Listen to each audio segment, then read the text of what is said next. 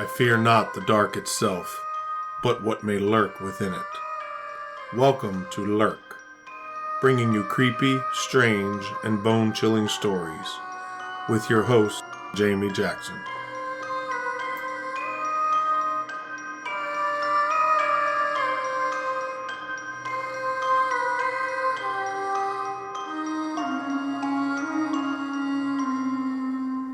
Hey Lurkers, welcome to this episode. This is part 2 of the Colonial Parkway Murders episode.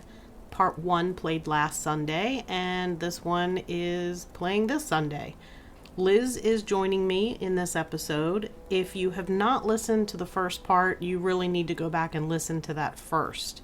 In part 1, we talked about the first 2 murders that took place in the Colonial Parkway series.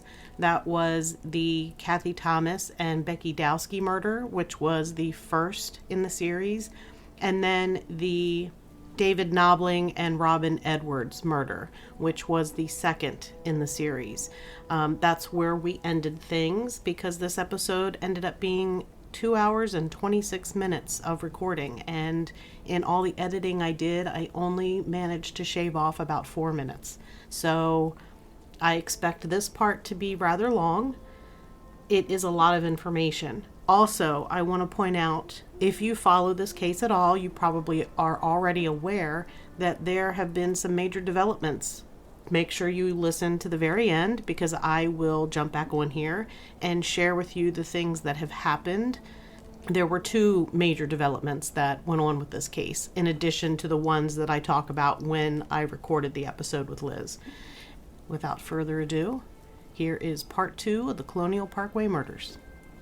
Now, this is April 1988, and the disappearance of Keith Call and Cassandra Hailey.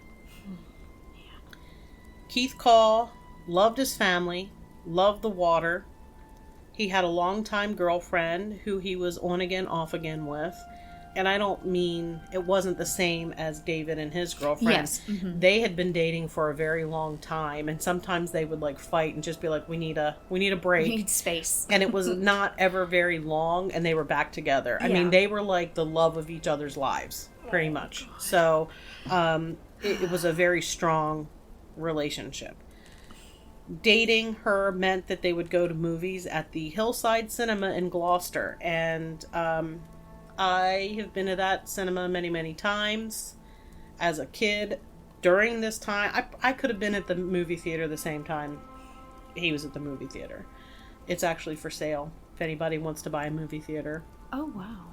It's for sale. It's old and run down, you know. Yeah. Last time I was there, it was not in great condition. He was never known to go to the Parkway. Oh, okay. Like, that's an important point. He was into computers. After graduating high school, he went to Christopher Newport College, which I think is called Christopher Newport University now.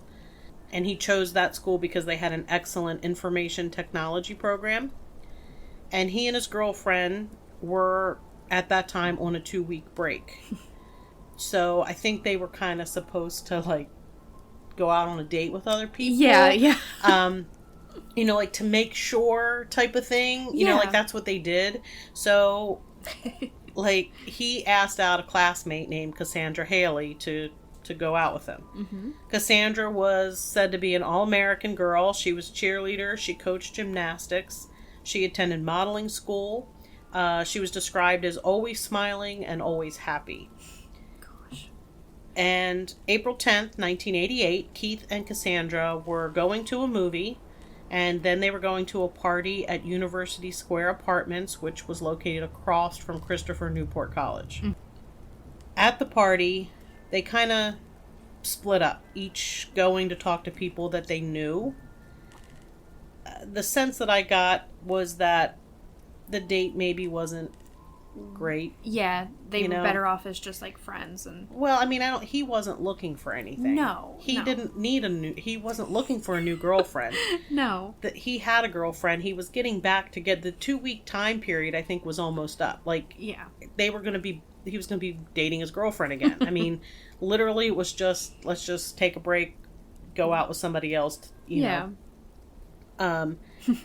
So they left the party somewhere around 2 a.m. The book said 2:15. There was other stuff that said it could have been earlier. We're just going to say around 2 a.m. I just found left sometime after midnight. That's all that so. I think it was late. I think it was definitely later. Yeah. I saw between 1:30 and 2:15. Okay. I picked 2, was in the middle. That's fine. No. We'll say 2. Like I said, didn't sound like the party or the date was going that great. So Cassandra's mom woke up at 2 a.m. and goes in to check, see if her daughter's home. Cassandra's not home yet, but she wasn't super worried. I mean, she's a college student. Yeah. So, but what I wanted to read here was something from Keith's brother description. It said, Chris Call was one of the first people to see Keith's car after the party. I was coming back from Richmond with a friend of mine. We were coming back around 2:30 a.m., Sunday, April 10th, in the morning. It was Russian Orthodox Easter, and it was very late. We were coming back on the Parkway to get to Gloucester Point off of I-64 there. I took the Parkway all of the time. A funny thing happened. A van came out of the woods at Ringfield Park, which was a picnic area. I remember this van coming up behind us really fast. The speed limit on the Parkway is 45. It's about the only place I got a speeding ticket when I was 18. I remember remarking to my friend Ethan, you know that van must be doing 65 to 75 miles per hour to catch up with us. I remember we got to an area where a car was, and that car was exactly where they found my brother's car when they found it a few hours later. Once we passed the car, that van slowed down and did a U-turn and went back. The van didn't pass. I don't remember if it pulled in where Keith's car was, said Chris. That really struck me at that time as something really weird. You don't do that on the Parkway, especially at 3 a.m. in the morning. When we went by the car, I remember seeing a dome light on, or the trunk was open, and there was that little light on for the trunk. I remember remarking to my friend Ethan, oh, they're probably out parking. I had no idea it was my brother's car. I thought they were out parking and kissing. It was a lover's lane area, as it was famously known as. I'm 99.9% sure that the car I passed was my brother's. When my father found it in the park rangers about an hour later, that's exactly where my brother's car was. Wow. That's something I didn't realize, that he had actually seen it. No. Wow. 2:30 in the morning. So. What a coincidence. Like, I mean. Yeah. Yeah. So 2 other people saw, it was a Toyota Celica. That's the kind of car that Keith had. A red Toyota Celica. And 2 people saw the car, one at 5 a.m. and another at 6:10 a.m. Keith's father was driving on the Parkway on his way to work at 7 a.m. and he passed the car. He immediately turned around. The driver's side door was slightly open and the driver's seat was folded up like somebody had gotten out of the back seat. He saw Cassandra's purse on the floor. The keys were not in the ignition.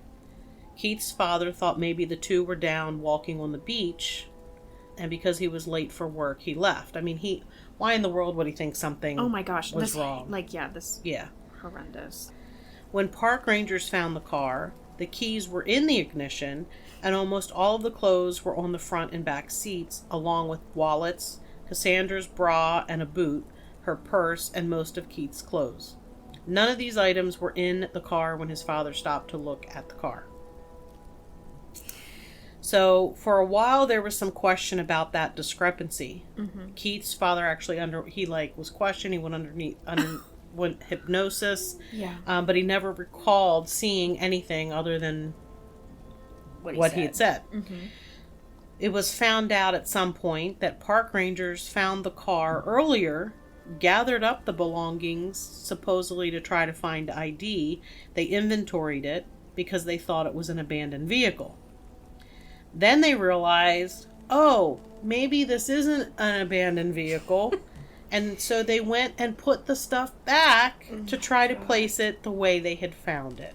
Oh my God. Again, I don't want to get off on too big of a tangent, but like, what the hell? don't even have words. Like, all right, fine. You think it's abandoned. 100% can see that. It probably happen all the time. Yeah. You're a park ranger. Abandoned car, bunch of stuff in the car. Let's figure out who it belongs to. Take the stuff out.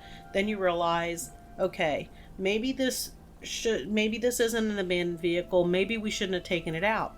Don't go back to the car and touch everything in the car again to try to put it back the way you found it. Just say, hey, we found it abandoned. Yeah. We took the stuff and inventoried it to try to find the ID and everything. Yep. Now we're not so sure. Here's what we found in the car. Don't start touching the car again. I know. You've now contaminated the scene twice. If you didn't do it the first time, it's surely done the second. Where did you learn how to be... Anyway, we're just gonna move on. Let's just leave it because I just can't. I just can't.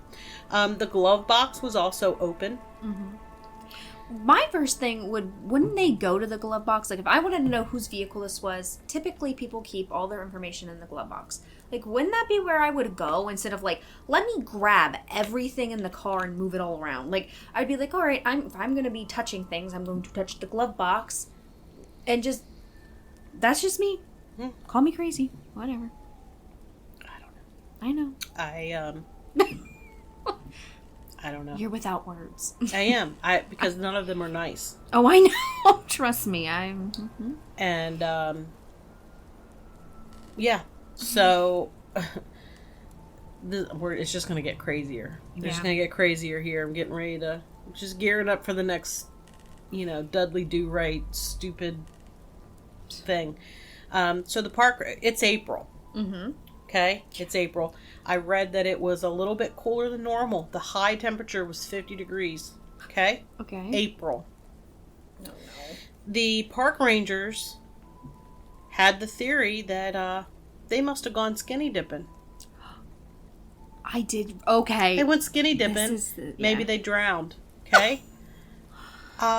In my lifetime... In my long lifetime, half a century I've been on this earth, not one flippin' time have I gone skinny dipping in April. I'm not saying I've never gone skinny dipping, because I'm not. That would be a lie.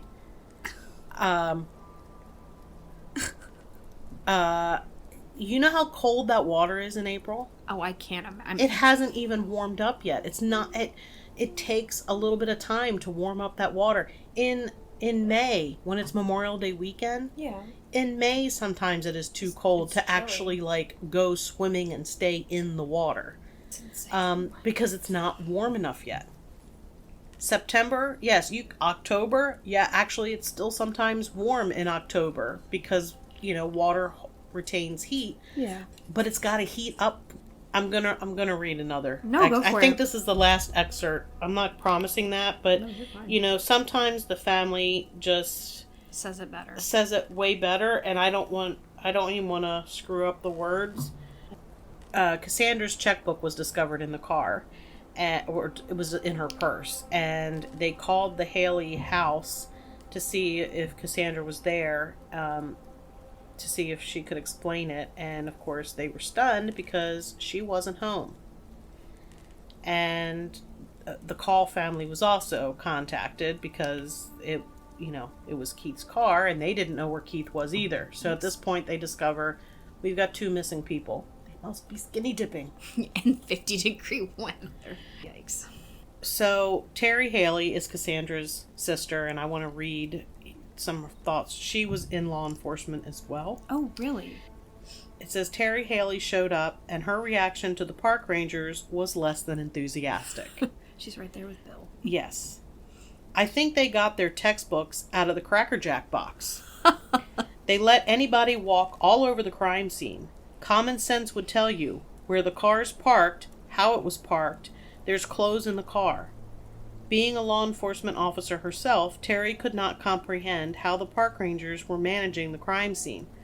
So I'm a police officer, so I'm going to think, or a rent-a-cop, if you want to call them that, the park rangers, I'm going to put 2 and 2 together. There's been a murder up here already. This doesn't make sense. Maybe this doesn't look like what it's supposed to be made to look like. I'm going to let every Tom, Dick, and Harry walk up to this car, pick up stuff in this car, and walk all over what might be a crime scene, Terry said. The park rangers immediately came up with their own theory, one that conveniently fit the evidence they saw. Keith and Cassandra had come to the parkway to make out, and in their zeal, they had gone skinny dipping. Almost immediately, they fed that thinking to a dismayed press, who had already drawn conclusions similar to the family members. This had to be connected to the Thomas Dowski murders. Terry Hailey recalls the ludicrous idea. I'm going to assume they went skinny dipping. Let's see where the river is. I don't think they walked down that embankment. It was cold the night before. Okay, maybe they walked this way. Naked? Really? Yeah. I don't think they would have done that either. Paula Hailey is quick to weigh in on the skinny dipping theory as well. I'm not trained in law enforcement, and I can figure that out. So they're going to walk naked from the vehicle down an embankment. Yeah. What? Why would you walk naked anywhere? I know. and we're not, when I say it's 50 degrees, it's a 50-degree high. Yeah, that doesn't mean during it's 50. the afternoon, later afternoon. Not at night. Not at what time is 2? 2 in the morning. Yeah. You know, I wanted to read her sister Terry's comments because she is a she was a police officer. So it's not just me not being a police officer criticizing the police. It was police criticizing the police. Yeah. Anyway, so like they mentioned, they're obviously already drawing conclusions that, maybe it's associated with the other murder that happened. Keith's Toyota Celica was found just over a mile from where Kathy Thomas and Becky Dowski were found, but the park rangers did not contact the FBI. There was a new person in charge at the FBI office in Norfolk named Irvin Wells, who I wish was still alive and on the case because I think it would be solved by now. He heard about the Call Hailey disappearance. He immediately felt that it was connected to Thomas Dowski. Mm-hmm. He commented that the park rangers were odd and uncooperative when he was on the scene. Tracking dogs were brought in. Well, do you think they were odd on the scene because they knew they had fucked up, that they had messed up? And I don't know. It was commented like they're on the same team. They're federal. Yeah. They're federal employees. Oh, like, yeah. I mean, you always hear about how like local police departments don't like when the FBI comes in because they kind of take over or whatever. Get the credit. I just kind of feel like just do your job. Solve the case. I don't give a crap who solves it. Again, they're people that need the crime to be solved. Exactly. Just do it. But in this case, it's different because it's a park, so it's federal jurisdiction. They're both federal employee, like correct. So you're on the same team, like So you're not calling the FBI in. They're already there. Well, they figured it out. They figured it out and arrived on scene. Not because the park rangers were like, hey, this is a little strange, with the other murder that happened a little over a mile away. Yeah. But that's what was mentioned, was that it was like us against them mentality while they were there. And it was strange because that's not typical with that in that situation. So they brought in tracking dogs, and off of scent hits from Cassandra's clothes, they headed west along the parkway, nearly a mile to Indian Field Creek, then led the team to the landward side of the bridge and went past the area of Thomas Dowski crime scene and tried to enter the water at Indian Field Creek, but they stopped shortly after that. Off of Keith's clothes, they went west a shorter distance, turned right to the river, and followed the shoreline back towards the overlook. The dog handler was convinced that the dogs had a solid scent trail. He said, I believe, that in order for them to have such a strong trail and hit, that the people that Cassandra and Keith had to have walked along those areas. Okay. He was pretty certain of that. Okay. The dogs were also trained as cadaver dogs, so they were taken out on the river in a boat to see if they could pick up anything. 3 times they alerted to an area in the water, or I think it was 2 different areas in the water. Divers came out, but they didn't find anything. York County Fire and Rescue launched a 2-day search effort. Dive teams worked in a tight pattern. The local Nightingale emergency helicopter searched the shoreline, and rangers and volunteers searched the woodlands. FBI brought in a plane to search, and the Coast Guard had boats in the water. Monday, the water search was called off. Car and clothing were processed. There was no blood found on either, nothing in the car, nothing on the clothes. Keith Call was leery of the Parkway. He did not like going there. It was not a place he parked or went parking with his girlfriend. Cassandra Hailey hated the Parkway. She thought it was creepy. There was no way that she would have willingly parked there, especially at night. When she and her friends had to travel it, she was like, do not stop. Yeah, go till we see light. Yes, it is creepy.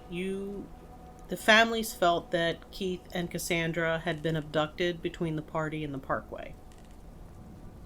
So now I'm gonna mention Ron Little. I didn't really want to go too much into Ron Little.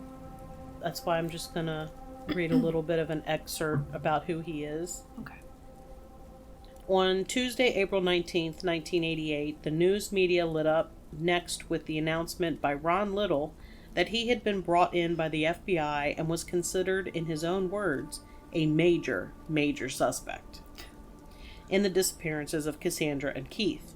Moreover, he indicated that he was also being investigated for the deaths of Robin Edwards, David Knobling, and 2 other individuals, Laura Ann Powell and Brian Pettinger. His announcement to the press was shocking and seemed to only solidify the ties between Knobling Edwards and Call Hailey in the public mind.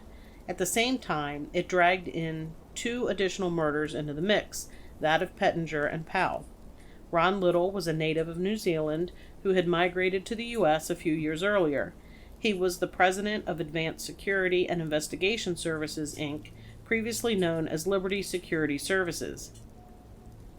Little had purchased the company in September along with an unnamed partner who would later be revealed to be Steve Blackman. Little's company provided security for stores and businesses, though he was a self-styled private investigator, or so he liked to claim. When the FBI brought the 33-year-old man in, he was working at the Ames department store as a security monitor. They seized his passport and his gun in the process of interviewing him. Everything about Ron Little and the murders was suspicious, but nothing more than his going to the press with details about his connections to the crimes. In an interview with the Daily Press 2 weeks prior to the disappearances of Call and Hailey, Little claimed to have discovered a pattern in the murders that were taking place. He further claimed that the pattern identified both the killer and his next victim. He said that he intended to confront the killer and warn the intended victim, but refused to identify either. If you want to know more about Ron Little, go find the stuff from Mind Over Murder. They went into it at length with Advanced Security or Liberty Security, whatever you want to call it, and a lot of stuff. We're not going to go into that, but I needed to mention him because he was a big part of everything. He ended up getting deported back to New Zealand. There's a lot to him. Yeah, I'm not even going to go into Ron Little. I'm not bringing it up. No. You guys have to listen to... What was it? I haven't listened to Mind Over Murder. Mind Over Murder. I have to listen to it. They talk about other murders, Sure. other things. They talk about, like, true crime in the news. But they do a whole big, in-depth... It's, like, several episodes. Oh, they do, like, parts. Huge, like, entire episodes. Okay. Like, they talked, Bill Thomas, of course, talks to the other families. Keith Call's sister is on there. Oh, I already like him. I haven't listened to him. Duh. Jesus. All right. Yeah, I'll have to dive into that. But yeah, I didn't write down much about him. I didn't really think. I just wanted to include it. I kind of felt, I didn't want to, but I kind of felt like. Just a mention. A mention. He was deported to New Zealand after all of it. So there was a little bit of excitement April 14th, 1988, when a body was found in the York River. It ended up being an African-American male, and it was a man that had been missing for 2 to 3 weeks. Most likely that's what the cadaver dogs were hitting on. Yeah. There was one substantial break in the case related to the Waterman theory that originated from the Thomas Dowski murder. A radio tech, I believe he's an FBI radio tech, saw a truck on his way home with oversized tires, a rifle rack in the back, and a Virginia vanity plate. I'm going to give you the actual plate. It's EM Raw. In Blaine Pardoe's book, he doesn't put the actual plate in there. Okay. He just says it as, he puts it in as eat them. That's what the EM stands for. EM Raw. Like eat 'em raw. Yeah. Okay? Reminds me of Jeepers Creepers. I mean, it could be oysters. I know. The driver fit 100% the description the FBI had of a peeping Tom on the Parkway. This peeping Tom seemed more aggressive. He had approached people while they were actually making out. There was one couple. It was a guy and a girl, but the guy had long hair.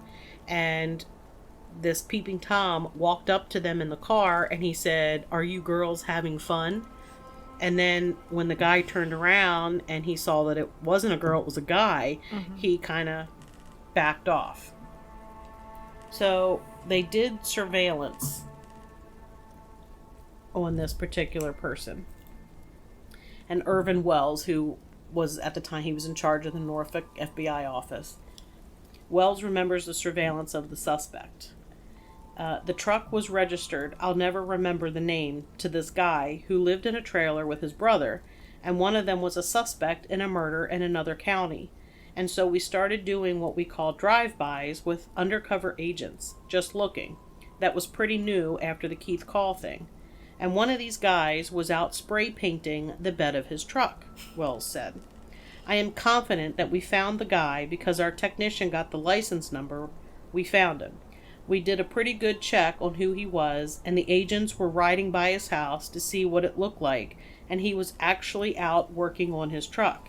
He was vacuuming the inside and had painted something.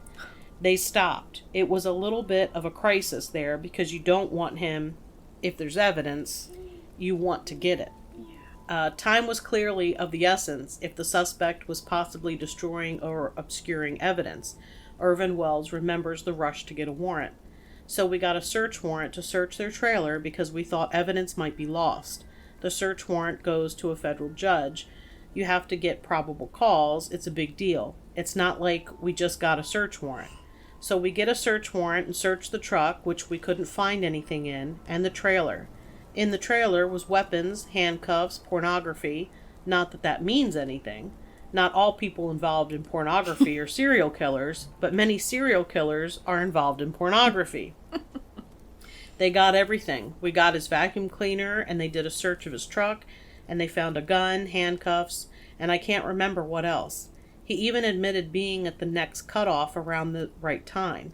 So he was seen by somebody else that night. So that's that. It's important. That's why I had to read it. It's important. So the FBI had their very best polygrapher administer a polygraph test to these suspects. Yes. Polygrapher says he passed. It's not your guy. He didn't do this. And Irvin Wells says, you better be fucking right. Okay? That's not foreshadowing or anything. Yeah. So attention was turned to possible park ranger connections. There were complaints reported about Clyde Yee, who I mentioned before. He was one of the rangers on the task force. I don't know exactly what the reports or complaints were, but he also passed a polygraph. There's more to Clyde Yee. There's a book about it. It's a whole nother thing. Are you serious? Yeah, I don't think it's a whole different thing. He's been transferred. I think he's out west. Oh my But God. a little bit, I'm going to throw this out here. In the past, in my Haunted Trail Virginia episode, Yeah. one of the episodes, I mentioned the possible connection of the Colonial Parkway cases to the Shenandoah murders of Lolly and Julie. Okay. I can't remember I don't want to mess up their last names. That's their first name. They were a lesbian couple. Mm-hmm. They had their throats slashed. Very similar.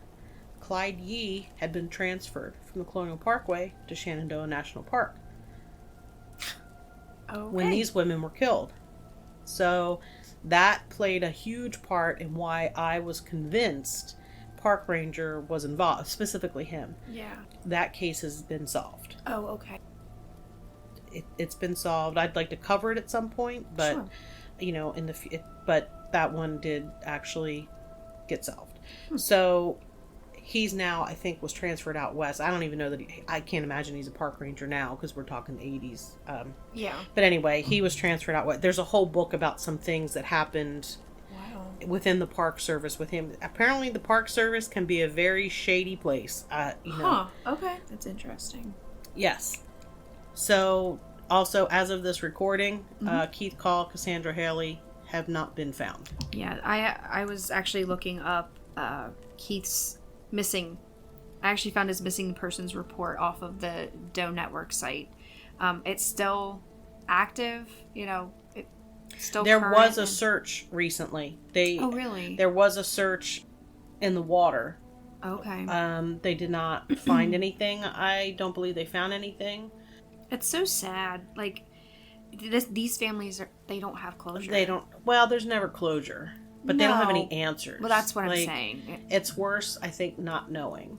Yeah. I mean, they know. But I actually read that they thought it was a possibility that their bodies had been dumped in the Crawford Road area. And I'm bringing up Crawford Road. Crawford Road's not a great road. It's a dangerous road. There's been other body dumps there before. Wow. I think people have been killed there. I bring it up because that's why, part of the reason why I've been on the Parkway at night, because I've hung out at Crawford Road to do some ghost investigations. Oh, God. Probably shouldn't have been there. No, you shouldn't have been. And was I was driving, but I don't know if I was an adult. I might have been like a young adult. Kelly was with me. Of course she was. Her mom. We were supervised. I don't know how much supervision that was. She's more like, my Aunt Patsy was more like a partner in crime. Yeah, it really shady place. Like, as I got older and read more about it, I don't think I would go there again to do that. Maybe, if I had more people with me. Maybe. But yeah, so there was a thought that possibly they were dumped there. The families wanted to do another search, but the Park Service said no. They didn't want people to see search teams out searching. They didn't want to cause an issue with the idyllic.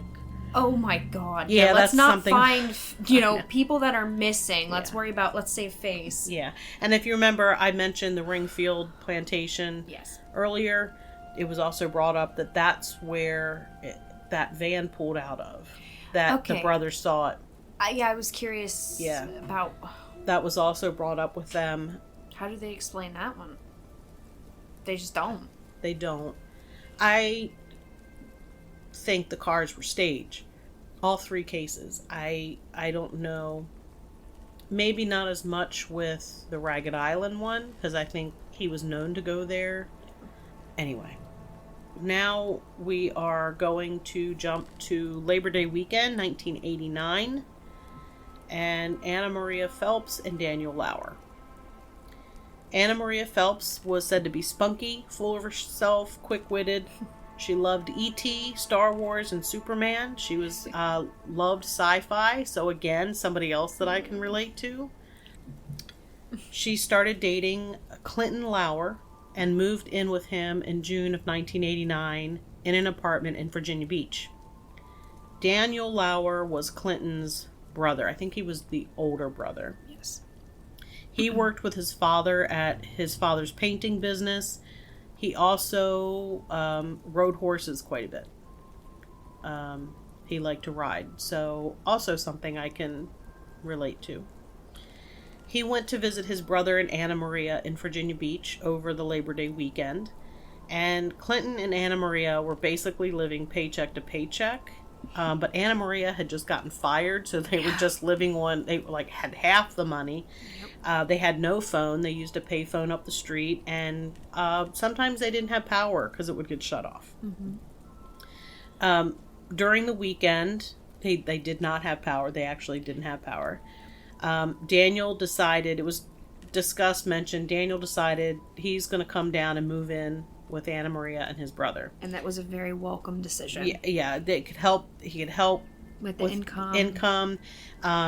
He said he could go home on the weekends to work with his dad until he found a job down there, so there would be money coming in. What a great brother. Yeah. Just to say, that's such a nice thing to do. So Daniel, Lauer, and Annamaria head back to Amelia, Virginia, which is where they're from. There was also a couple with them, the Godfreys, who had gone that weekend to Labor Day weekend. And they were riding back with them as well. So Annamaria went to visit with her family while Daniel went home to pack. They went home. He also had money that his dad owed him from work, and it was possibly around $800. There's some speculation of how much it was. I was going to say, I saw conflicting stuff, but we can go with 8. There was conflicting information. Some information said it was like 160. Other things said it was over 800. 800 is, right now I'm going to go, it was in the book, I'm going to say that was the accepted amount of money. Okay. They left the Phelps home when he picked up Annamaria around 11:15, headed eastbound on I-64. So I-64, I hate I-64, which is why I take the Parkway. So I-64, like a lot of places, has eastbound and westbound rest stops. Yes. So they were seen by a truck driver in the eastbound rest area. They never arrived in Virginia Beach. So Clinton called his mom because he's like, they're not here yet. And it was late. They should have been there. Yeah. So she immediately calls Virginia State Police.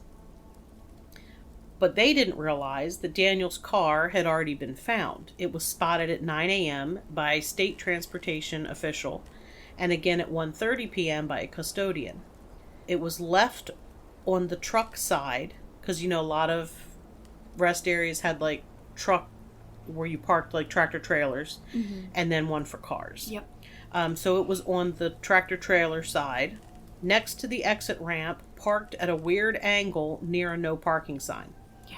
And the road where it was parked was actually the acceleration ramp to accelerate to get back on to I-64. Driver's side window was part of the way down, and there was a roach clip with feathers hanging on the window. So this is something that typically hung on the rearview mirror inside the car. They were also not at the eastbound rest stop. They were at the westbound rest stop. Yep. If they were headed west, that's back home to Amelia, Virginia, not to Virginia Beach where they were headed. Correct. So why was it there? Wrong way. Yep. Yes. They were listed as missing persons, and a search was coordinated. Tracking dogs were brought in, but they found no trail. They also used a helicopter. Helicopter wasn't going to be of much use. It's very wooded, but they made the effort to try. There was money missing. David had been paid by his dad before he left. Like I said, somewhere around $800. And there was also a brown electric blanket that his mother had him take with him. That was also missing. This was the first case that stuff had actually was gone. Yeah.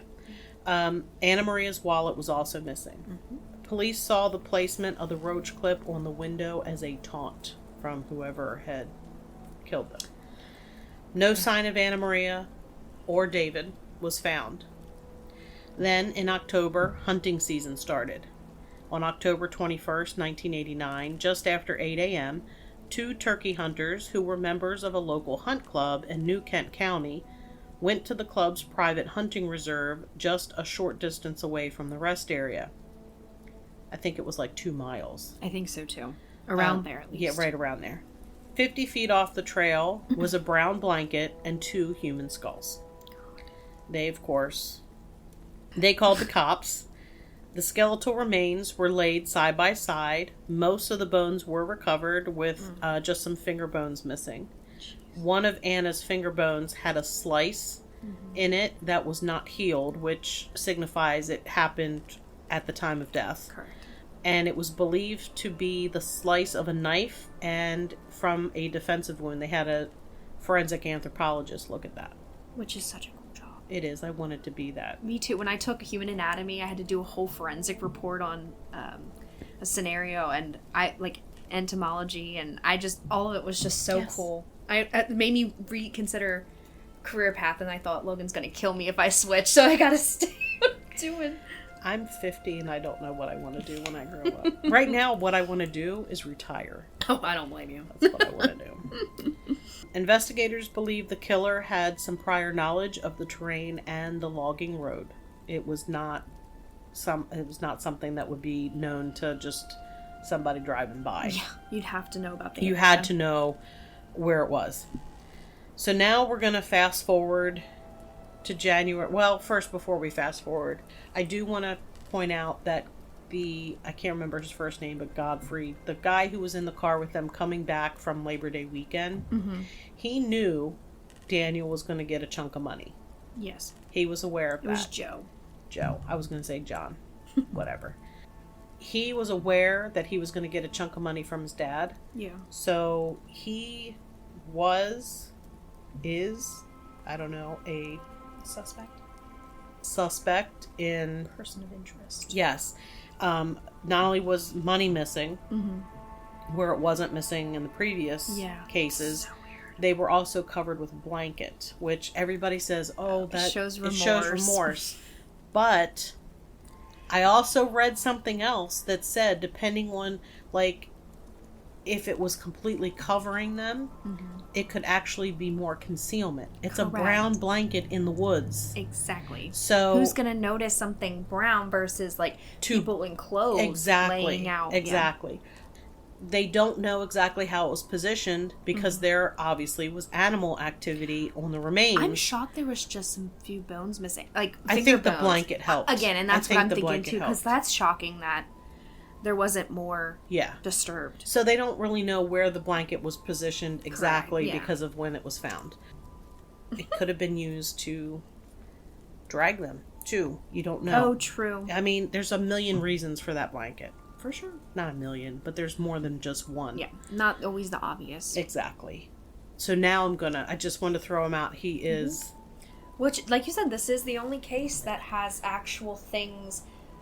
But the blanket, I don't consider the blanket missing. No, but her, what did it, was her wallet was missing, and his money. What, you know. So, now we're going to fast forward to January 2024. Yes. It's Quite going interesting. to get interesting. And police hold a press conference regarding what they call the Isle of Wight murders. Okay? I'm sorry, I don't mean to I have a laugh. lot of opinions. I'm going to try to be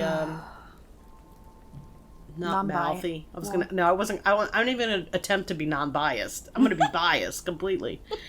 So they said they had a break in the Isle of Wight murders. So Virginia had, I think it was a grant to test rape kits, like DNA kits. Yes. Because there's a backlog everywhere I in was every just gonna state. say It's everywhere. everywhere. It's awful. It's everywhere. It's awful. really, really awful because there are cases that could be solved, and it's just sitting on the shelf. It's lack of funding. Lack of funding. So they got a grant and they started testing these kits. That's actually how the case in Shenandoah was solved as well. Really? Yes. Oh, that's so neat. Okay, good for them. So, the Isle of Wight murders, they're referring to David Knobling and Robin Edwards. Never, ever in the history of this case has this case ever been called the Isle of Wight murders. No. Ever. Not ever. So they're already distancing I was just going to say their maneuver to do that is... They're distancing it. I also want to tell you, because this infuriated me. So Bill Thomas. Yes. Okay. Kathy Thomas's brother. very outspoken, has a podcast. Mm-hmm. He has an FBI contact person. Okay. Who is his liaison, talk about the case. Sure. Typically, he said if she wanted to talk to him about something, she'd text him or whatever and say, hey, give me a call when you have a chance. Mm-hmm. This time she calls him, says, can you call me at this time on this day? So he does. Mm-hmm. And they're talking, and he says it wasn't really about anything new or anything, just talking, keeping him on the phone. As it turns out, the time and the day that she had him call her is when they were releasing information. Was during the press conference. Chills. I just got chills. That's so fucked They up. did it on purpose to prevent him from watching this press conference. Oh my god. Yep. So look, I just seriously got chills. Yeah. Oh yeah. my god, that's I think that's significant. That's significant to point out that they did not want him to watch this press conference live, whatever. They call it the Isle of Wight murders. They're distancing it from the Colonial Parkway. All right. So they had a DNA match to the DNA found on Robin Edwards. Mm-hmm. Robin Edwards was raped and sodomized. Okay. They actually said they didn't know if it was consensual before she was killed or not. I'm sorry, but I can't, God. My stomach. Oh, these people. That's what they said previously. Previously, the 14-year-old. Yeah. Oh my God. So anyway, they had a match. It matched to a man named Alan Wade Wilmer Sr., who lived in the Northern Neck area of Virginia in Lancaster County. Wilmer, he died in 2017. Police were able to obtain his DNA and matched it to Robin. They refused to say, when asked directly, what made them think to compare his DNA, to that specific murder. Yeah. You just picked him, this dead guy. Let's compare this dead guy's DNA. They did not answer the question. Even though the case is now officially closed, they still won't answer. They did not answer the question. What happened was Wilmer lived alone, and he apparently, I think he died of natural causes. I don't think they know how he died 100%, but we'll say natural causes. Yeah. Because he died, and then he sat in his trailer rotting for a month. I was going to say, there's really no telling what. So, DNA was needed to confirm identity. They have to do that. Why did they compare this nobody to Robin Edwards? Yeah. Because he's not in CODIS, okay? Just so everybody knows, not in CODIS. He was a waterman at one time. He had a boat. It was a type of boat. I believe he had a dead rise. They call it a dead rise. Yes. And it was named the Denny Wade. He was known to frequent marinas on the Rappahannock and York rivers. I don't know, maybe the James River too. I don't know. I specifically know he frequented marinas in Middlesex County, Gloucester County, Lancaster County. By the way, my family's place is in Middlesex County. I'm just going to say he was known to frequent marinas there. He also had a truck. Yeah, that's He had a truck. He had several vehicles, but he had a truck, blue truck, had a vanity plate. I wonder what it said. E.M. Raw. You may recall that from the truck of the Peeping Tom. Even the dogs are pissed. I know. So yes, this is the person of interest. It's baffling how all this stuff connects. I'm irritated because I know, but I'm stuck on just how all of it. This book came out when these reports were, you know what I mean? And it's all blending. I don't know when this book was written. I'm gonna look. It's just very interesting to me. 2017, the year he died. Yeah. That's interesting. So anyway, this is the person of interest in the Call Hailey disappearance that he passed the polygraph. No, supposedly he passed the polygraph. Not only was Wilmer tied to the Nobbling Edwards murders, he was also tied to the July 1st, 1989 strangulation murder and rape of a woman named Teresa Howe. 29-year-old Hal was last seen outside a popular nightclub in Hampton, Virginia, in the early hours of July 1st, 1989. Around 10 a.m. that day, her body was found on a construction site about 11 miles from where Knobling and Edwards were found. Gosh. So, already at this point, he is a serial killer. I was just thinking, like, wow, so he's, It's 2 or more murders, 2 or more events. So, he's killed 3 people, 2 separate events. Yep. He's already a serial killer. That's a given. I just have to say this, too. What is your take on polygraphs? Like... Now? Well, I mean, before I used to think they were sort of, like it was difficult. I didn't really know much about them. Mm-hmm. I think it's not admissible in court for a reason. That's exactly... Number one. I don't know why we still use them for anything. anything. It can be a tool. But it shouldn't be a tool you solely rely on. Like, he got away with... He literally passed it, but was a serial killer. He's a sociopath. Well, that's... He has zero remorse. Correct. Yeah. He has no conscience. Mm-hmm. And guess what? When you can lie with no... With conviction. When you can lie with conviction. You can lie and you're not worried about being caught. Like, you have no emotions. Yep. You can pass a polygraph. Exactly. And that's why I think it's so much bullcrap that we even still... I don't know. But I just was curious what you thought about it, because I think it's just ridiculous. Yeah. I think... Well, now I do. So police didn't say how he died. He went by the name Pokey. Oh, God.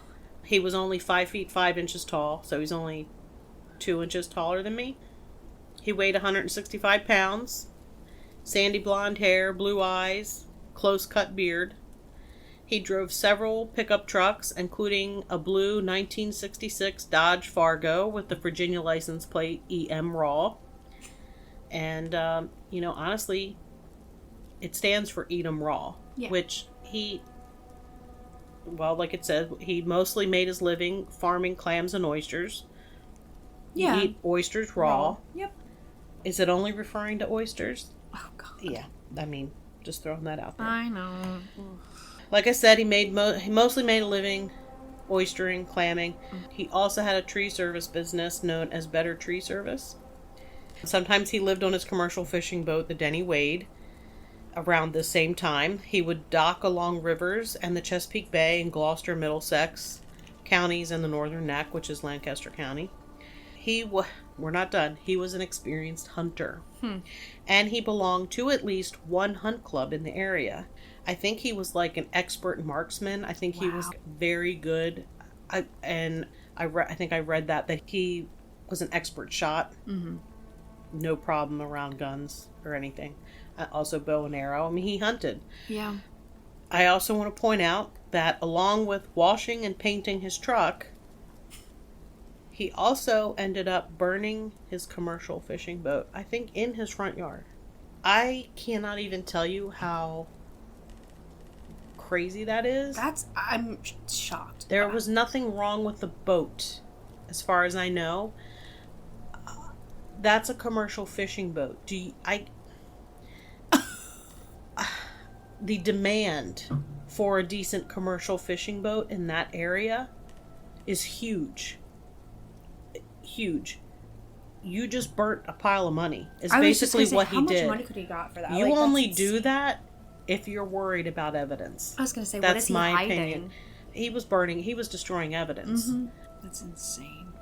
I often wondered that, like with Keith Call and Cassandra Hailey, that they weren't found because they were taken elsewhere. Yep. There's mention of his brother being tied to that other murder in another county, and I don't want to say a lot about it because I want to cover it in the future. Mm-hmm. The body was found. It was weighed down, but it was found. Really? You learn from your mistakes. Oh, for sure. And if that was something that... There are a lot of ways that somebody could be disappeared down there. I mean, there are crab pots. Oh, yeah. You take them out into deeper water. Mm-hmm. And not even just them, but who else did he do? This isn't it. No, I mean, no. There's got to be more. Do I think that he did all of them? he at least did 3. Yes. I think he did Thomas Dowski. I based that on the fact that they already thought a waterman did it.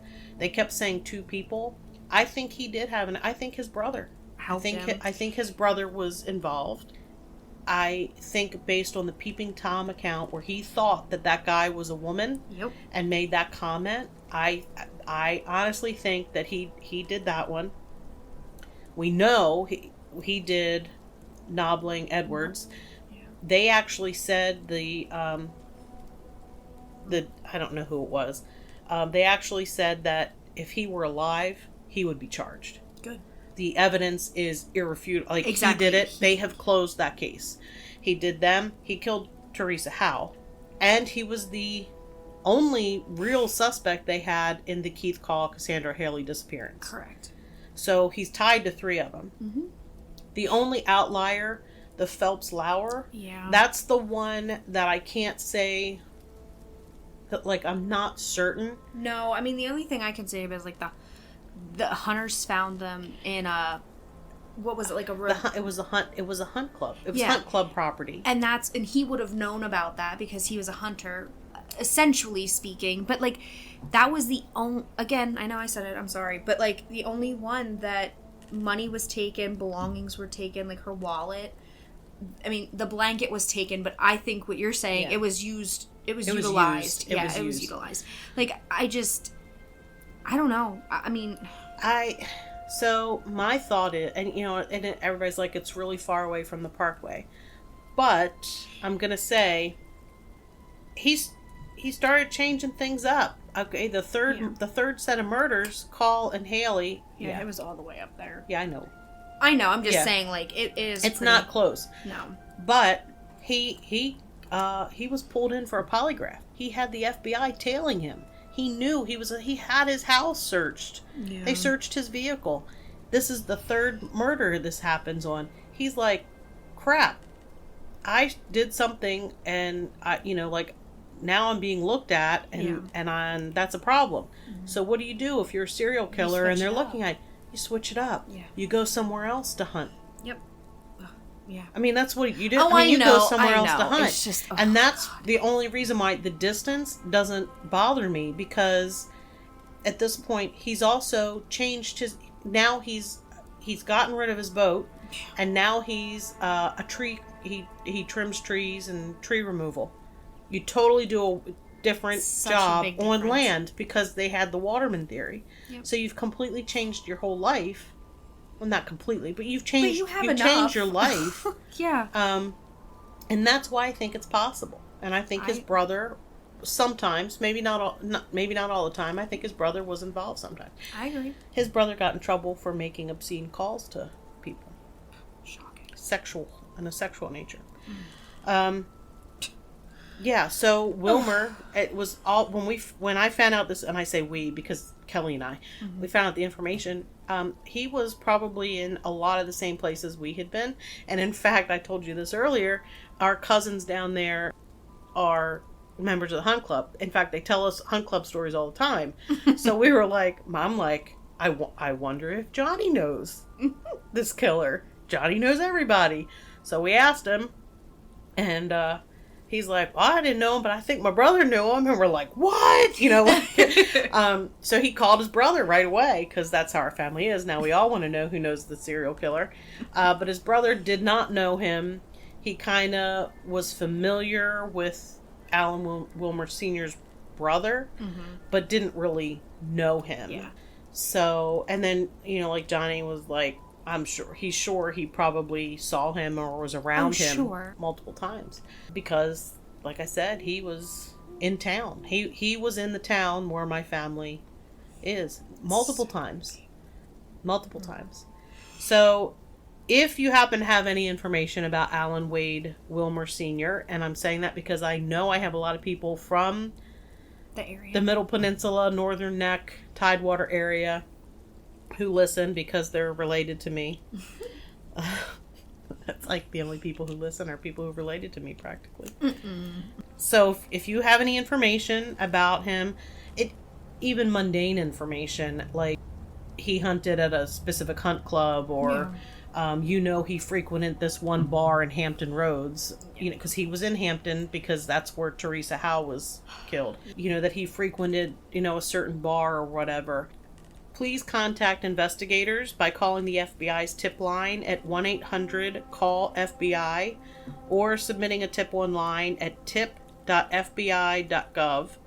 Anyone with information can also reach out to the Virginia State Police by email at questions@vsp.virginia.gov.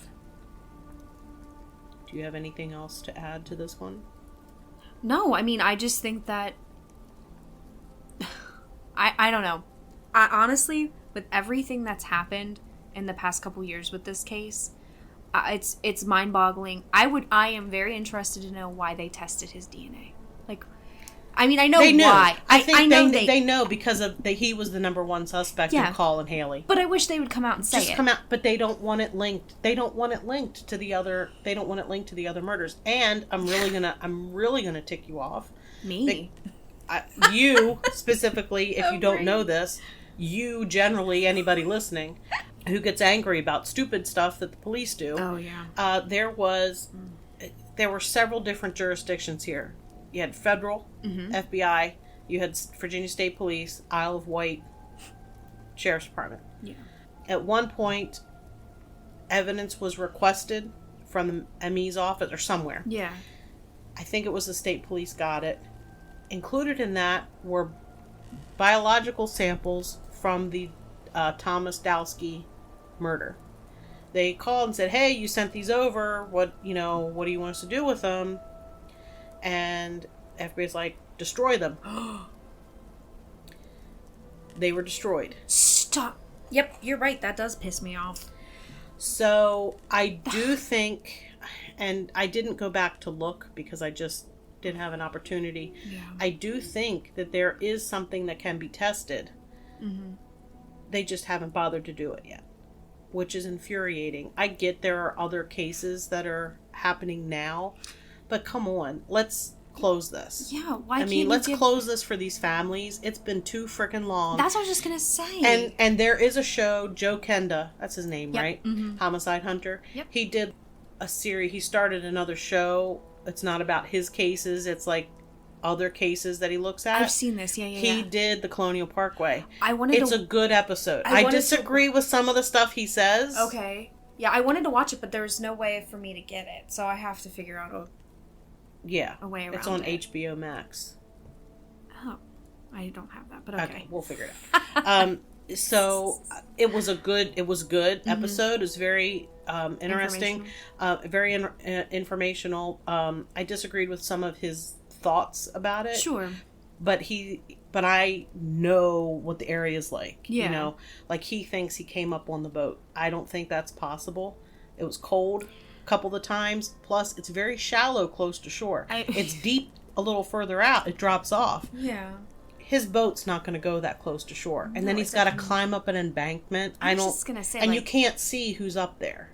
You're going to take the off chance that there's someone conveniently right there. And how are you going to get away quick? I don't think that's the case at all. I think he 100% was in his truck. He was very opportunistic. Yeah, I agree. Well, I think he just knew he could hunt there. There's a bunch of people doing that. It's dark, Yeah. It's... What was I going to say? No, we were just... No, I was going to... There was some reason why I was talking about Joe Kenda. The testing of information, or DNA, is what we were talking about, and then you brought him up. I know. And I don't know why. I brought it up. It was a good show. Very informational. Trying to backtrack and figure out what the hell I was talking about. Yeah, no, about, testing DNA.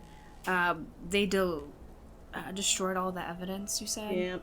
They destroyed the evidence. I'm just trying to keyword it. I know. Anyway. So that was a good show about that, and really got into the Alan Wade Wilmer stuff. But there is supposedly something that's being tested, and it's like, I remember now. So Joe Kenda in his show, there's another police officer who I think was part of the investigation who was part of the show, and he was saying about when he talked to Joe Kenda about the episode beforehand, Joe Kenda goes, I can tell you who did this.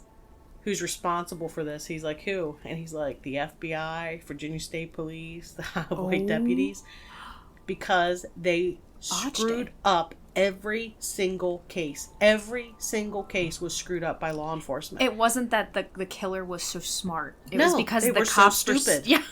I'm sorry. No. You know, whatever. Sometimes you just have to say it. And, you know, it's like, at this point, I feel like the FBI is trying to save face. Oh, yeah.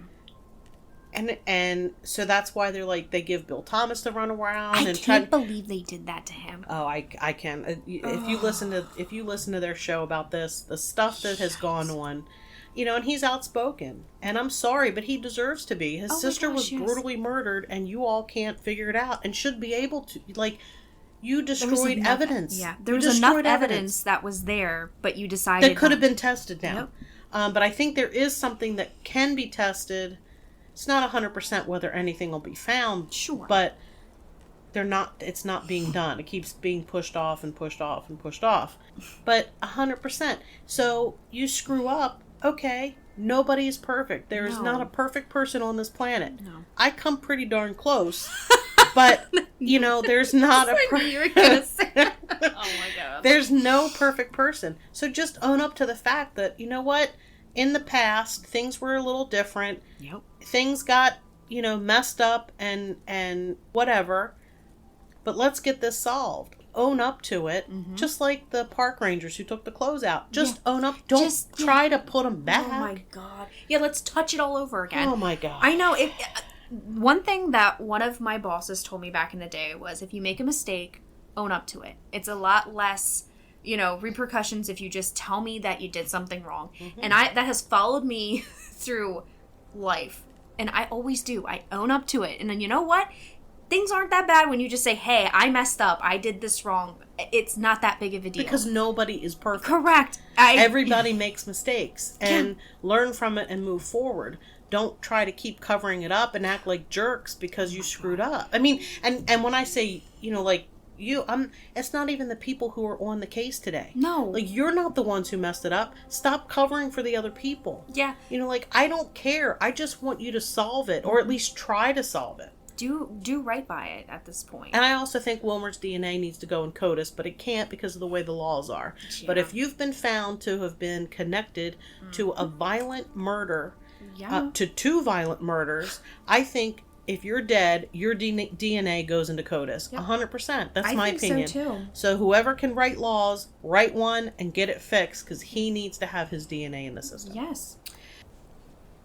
Okay, lurkers, I am jumping back in here in the end of part 2 of the Colonial Parkway Murders episode.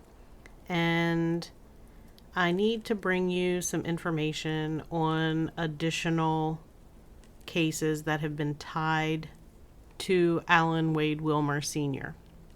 Before I do, I want to take a moment and stress that you need to remember that these crimes were committed by Alan Wade Wilmer Sr.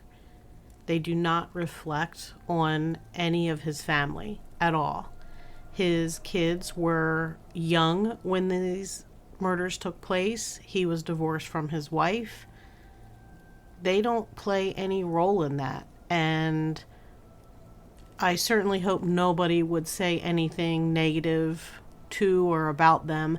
I've heard nothing but positive things from Bill Thomas on his podcast, where he has said how cooperative the family has been, how shocked that they have been to find out this information. And I just want everybody to take a minute to reflect and think, how would you feel if you were in their position? I've heard that this has been incredibly difficult for at least one of his sons. I'm not going to go into detail how I know or anything, but, you know, give them some empathy and some grace, because I can't even imagine what it must be like to learn information like this. So the first thing I want to mention, I believe when I was talking about Ron Little in this episode, that Ron Little was suspect in the murder of Laurie Ann Powell in 1988. Alan Wade Wilmer is the person responsible for the death of Laurie Ann Powell. Briefly, her case, she and her boyfriend got into an argument I think they were driving home from a party late at night. She told him to pull over and let her out of the car. He did and left her there. She was walking down a road. I actually know the road well. This took place in Gloucester. I've been down the road many times. I know exactly where it is. She was walking down the road. He went back, I think 40 minutes after he dropped her off to go pick her up. He couldn't find her. She was murdered.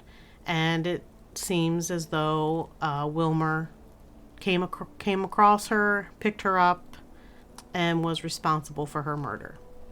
So the other really big news, especially if you follow this case, you may already have heard this. This was like major news. This happened a couple weeks ago. The case of Kathy Thomas and Becky Dowski has been closed. Alan Wade Wilmer Sr. is the person responsible for their deaths. The DNA that was tested was found on Becky's bra. That's how they were able to link him. A couple things. Definitely listen to Mind Over Murder podcast. There's a 2-part series with questions from their followers and Bill Thomas going through how he and Becky Dowski's brother were informed. It was Bill Thomas and Becky Dowski's brother that were called to the FBI in Virginia to be given the information. I do want to tell you that while they were getting the information from the FBI, the local news were allowed to release the information at a specific time. So the rest of their family did not get the information from Bill Thomas or Becky Dowski's brother. They got the information from news sources or the internet, which, why are we surprised? Why are we even surprised at this point? That was pretty shameful. A couple other things from the episodes that I just listened to from Mind Over Murder was that Bill Thomas actually tracked down the original polygrapher who gave the polygraph test to Wilmer back when he was a suspect on the Keith Call and Cassandra Hailey disappearance. And he told Bill Thomas that Wilmer actually received 2 separate lie detector tests. He passed one of the tests and he was inconclusive on the second test. And he said that inconclusive means he couldn't say whether or not he was lying or telling the truth. He also said that he believed they never should have let him go as a suspect. A little bit different than the information that I read in the book. But this was just a few years ago that he tracked him down, and that's what he said. In addition to Bill Thomas, his family not finding out, or the Dowski family not finding out from them, but hearing it from the internet or the news, the Wilmer family was also not informed of this information. They found out through the internet, which, come on, pick up the phone, call them. With the Teresa Howe case and the Laurie Ann Powell case, those 2 cases, those were Virginia State Police cases, and I want to stress Virginia State Police did inform the Wilmer family beforehand. They gave them that courtesy to give them a heads up, and they were allowed to make a statement about that. So I think there's going to be many more cases that are eventually linked to Wilmer. He's been linked to 6 murders. I don't think those are the only 6. You've got Kathy Thomas, Becky Dowski, David Knobling, Robin Edwards, Terry Howe, and Laurie Ann Powell. Those are the 6 that he has definitively been linked to at this point. These cases were solved because of SAKI grants, which are Sexual Assault Kit Initiative grants, which allows backlogged sexual assault cases to be DNA tested to try to get closure for those. That's a problem across the country. It costs money, and thank God that we have these grants and they were tested. CODIS. He is not in CODIS. His DNA is not in CODIS, and it cannot be entered in CODIS the way the laws are currently written in Virginia. It states that you must be convicted in order to have your DNA put in the system to be able to be compared to other cases. This is ridiculous. The man is dead, so who gives a crap? The man is a serial killer who has killed at least 6 people. Definitively killed 6 people. Change the law. There is going to be something done. I believe Bill Thomas and Kristen Dilley, who host the Mind Over Murder podcast, I think they're trying to get something in the works. If you live in Virginia, start writing letters to your representatives. It really needs to be changed. The man is a serial killer, and I can guarantee you, he didn't just kill 6 people. There's no way. There's no way. So that's the updated information that I wanted to share. Definitely check out Mind Over Murder podcast if you are intrigued by this case. There's still one more couple, the last couple that is possibly linked to Wilmer. I don't know if there was anything to test or not. I don't know if we'll find out any answers to that. But there are some other cases in the area that possibly Wilmer could have had a role in. So I think they are investigating those. I think they are still actively investigating the Keith Call and Cassandra Hailey case. That's not over yet. I know he did that. He was the number 1 suspect in their disappearance. There's no question in my mind at this point. It was slightly over a mile away from the Dowski Thomas murder, or body dump, really. I know he did that. Anyway, that's our update. And that's going to wrap up this episode of Stab and Gab Sunday. The Colonial Parkway murders remain one of Virginia's most haunting cold cases. A string of lives cut short, families left with questions, and a community still waiting for answers. Whether it was the work of one killer or several, the silence surrounding these crimes is deafening. If this case has you glancing in your rearview mirror or thinking twice about a scenic drive, you're not alone. The Parkway holds beauty, but also, perhaps, buried secrets. You can find Lurk on all major podcast platforms or visit us at lurkpodcast.com for blog updates, source links, and to sign up for our monthly newsletter. Follow us on social media to keep up with new episodes, and if you've got thoughts, theories, or a local legend to share, we definitely want to hear from you. If you found this episode gripping, leave us a review, tell your true crime crew, and help us keep the conversation alive. Until next time, stay safe, trust your gut, and keep lurking.